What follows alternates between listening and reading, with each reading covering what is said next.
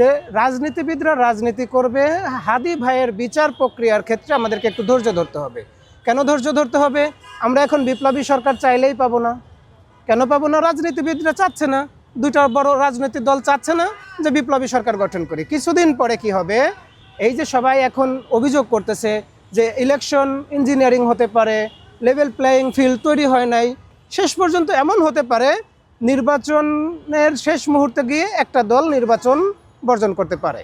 এটা কিন্তু তাদের গণতান্ত্রিক অধিকার। তখন আমাদের ভালো মন্দ দুটোই হবে। কি হবে? নির্বাচন কিন্তু এবার দুটো হবে, একটা হবে সংসদ নির্বাচন আর একটা হবে কিন্তু হ্যাঁ না ভোটের নির্বাচন। আপনারা যেটা জানেন সংস্কার কমিশন থেকে দেওয়া হয় সেটা। এখন নির্বাচন যখন বর্জন হবে সেটা কিন্তু হবে সংসদ নির্বাচন বর্জন।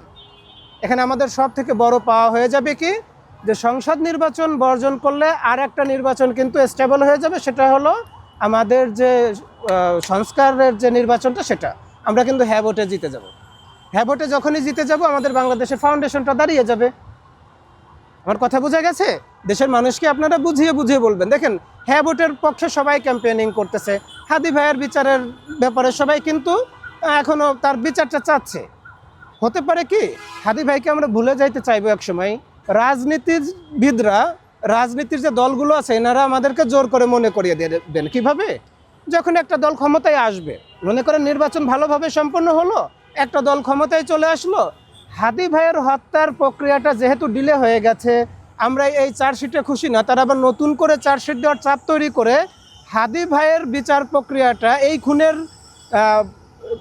দায়ভারটা বিরোধী দলের উপর চাপানোর চেষ্টা করবে। বিরোধী দলের উপর যখনই চাপানোর চেষ্টা করবে তখন কিন্তু এটা আবার নতুনভাবে চাঙ্গা হয়ে দাঁড়াবে। তখন আমরা কি করব? আমরা যারা বিপ্লবীরা আছি, হাদি ভাইকে ধারণ করি, তার আদর্শকে ধারণ করি, আমরা সরাসরি আন্দোলনে নেমে যাব যেন হাদি ভাইয়ের এই বিচার প্রক্রিয়াটা আন্তর্জাতিকভাবে হয়।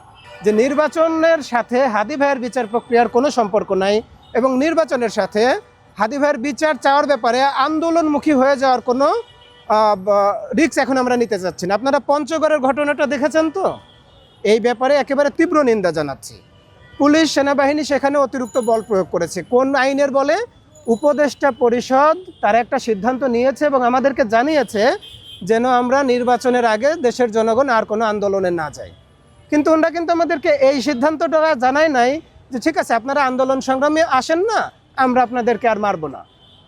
এমন কোনো দিন নাই যে সারা বাংলাদেশে আইন শৃঙ্খলার অবনতি হচ্ছে না, একটা দুইটা লাশ পড়তেছে না, তারা সে কথাটা কিন্তু আমাদেরকে নিশ্চয়তা দেয় নাই।